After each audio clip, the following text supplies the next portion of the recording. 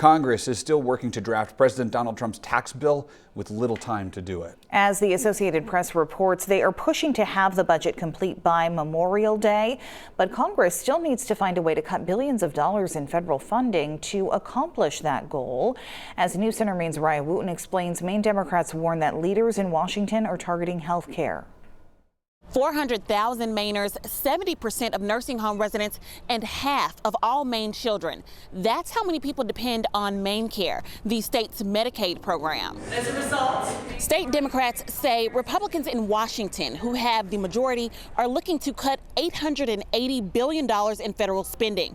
Maine Senate President Maddie Daughtry says they're planning to slash federal funding to Medicaid to do it. Daughtry warns if they're successful, rural hospitals and nursing homes could close, some children and working families could lose health care, and Maine people would likely struggle finding access to care, leading to possible untreated illnesses and premature deaths. The thing that's infuriating is they're not talking about economic generators to move our state or this country forward.